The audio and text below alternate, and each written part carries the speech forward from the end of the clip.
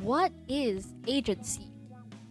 At the root of this concept, we believe that humans are rational beings that can make rational decisions, and that all humans have their own preferences on what defines a good life. So, humans should have that freedom to strive towards that life. Okay, so we agree that freedom and autonomy is good because it enables us to chase happiness. So, does it mean it's okay to limit our autonomy as long as we can still achieve happiness? To illustrate this, let me give you an example. Truman Burbank lives in a world where everything around him is manufactured while he is being broadcasted as a TV show. Unbeknownst to him, the people he interacts with, the building he sees, his whole life is preset and predetermined. His needs are met, he is never physically in danger, and his relationships are fulfilling. Assuming this life to him is incredibly fulfilling, is this a morally correct thing to do? Typically, our answer would be no. Why? Well, this means that we consider autonomy not just as a tool to achieve happiness, but that autonomy and agency itself has an inherent value. But, why? Well, 3 reasons. First, we believe that autonomy is more morally important than utility, which is the happiness itself. Let me give you an analogy. Scenario 1. Julie is given 3 games: Stardew Valley, Little Nightmares, and The Sims. She tries all 3 games and decides that she likes Little Nightmares the most and wants to play that more. Scenario 2. Julie is given 1 game, Little Nightmares. She tries the game and decides that she likes it and wants to play more. So, both scenarios end up with the same outcome, but the process to getting there is different. In scenario 1, Julie actively chooses to assign value to Little Nightmares. In scenario 2, Julie only has 1 option. So, what does this mean? It suggests that finding happiness is a 2-step process. Assigning value to something, then you gain that value from said thing. So, we value agency because it gives us the ability to choose what to assign value to. The freedom to assign value is more important to us than the value itself. Second, we have an intrinsic right to bodily autonomy. This manifests in 3 ways. A. People have bodily autonomy even if what they're doing will cause themselves harm. Example of this is drinking alcohol or smoking. B. We need a lot of convincing to justify limiting our bodily autonomy, such as actions that physically maim other people, murder, or assault. You can see that only these actions are used as reasons to justify limiting that autonomy. C.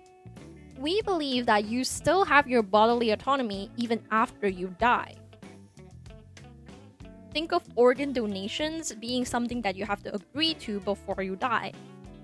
The living generally cannot take your organs just because you're dead. So, it's clear that we recognize the importance of consent in this case then.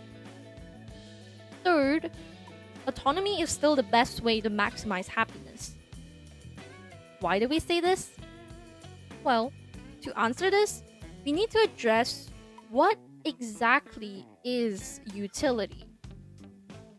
There are 3 common interpretations. 1. Perhaps happiness is just serotonin in our brains, and utility is just what can bring more serotonin. But there's a problem to this. Imagine, if you're suddenly transported to a world with no crime, no war, no sadness, where all your needs are met, your relationships are thriving, you live in luxury. However, one morning, you wake up to find yourself in a hospital bed, hooked to IVs. The nurse beside you tells you that you have been living in a simulation with eternal bliss for the last 10 years and that everything in that world is fake. Would you choose to go back into that world of bliss? Or would you settle for your mediocre normal life outside of that simulation? So, I don't know. Can happiness really be defined as just serotonin? 2. People derive meaning and happiness from different things. However, there is another problem to this. If someone's favorite thing in the whole entire world to do is waking up and playing video games all day, and they do that same thing every day for the rest of their lives, would that be a good, fulfilling life to live? 3. Perhaps some happiness is objective. Things like food, water, relationship are all guaranteed to provide happiness to a certain extent. However, it also has the same problem as the other two interpretations. As a summary, it's clear that people have subjective definitions of what happiness looks like. So, we should maximize autonomy and agency to make sure that these people have the freedom to chase after that thing that they believe will bring them the most happiness. So, we believe in the concept called choice maximization. In debate, when you're given the option to completely ban something, one side would probably say that that's a bad thing because when you ban something, you are disabling someone's freedom to choose to pursue something that will then bring them happiness. Now, I have a few additional things to talk about. First, let's talk free will. Do we really have agency in our lives? That suggests why would someone believe we don't have free will first? Biologically, the choices we make are just the result of a series of chemical and synaptic processes which we have no control over. Even if we kind of have control over it, our decisions are still based off our past experiences and memories, which means no decision is truly free for us to make. There exist two beliefs that stem from this. One, determinism. The idea that everything in life is strictly predetermined and that we have no control whatsoever. Second is compatibilism. We still believe that outcomes are predetermined. However, we believe that the process of getting there is not. An example of this? Scenario 1. You pull your blanket over your head before you fall asleep. The outcome of this? You wake up with a blanket over your head. Scenario 2. Your mom pulls your blanket over your head when you sleep. Outcome?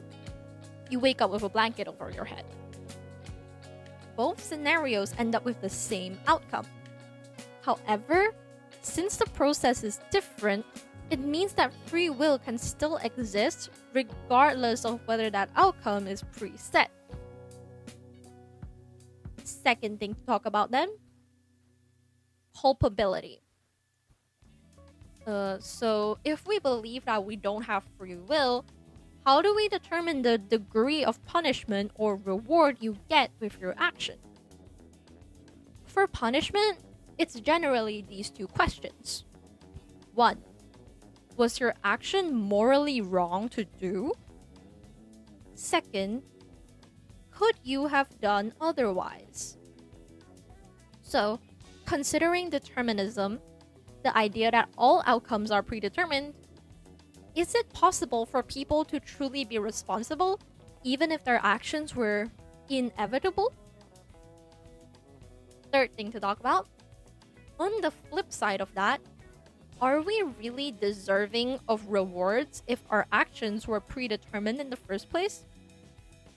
The wealth someone has could be because of inheritance, or it could also be because of luck. You either win the lottery of birth and is born in a country or a family that's good or well off, or you lose and the opposite happens. Conclusion. Agency is often tied to our happiness. So, Hopefully, after watching this, you have found a better path to finding your value in life. Video about political philosophy soon. Happy thinking! Bye!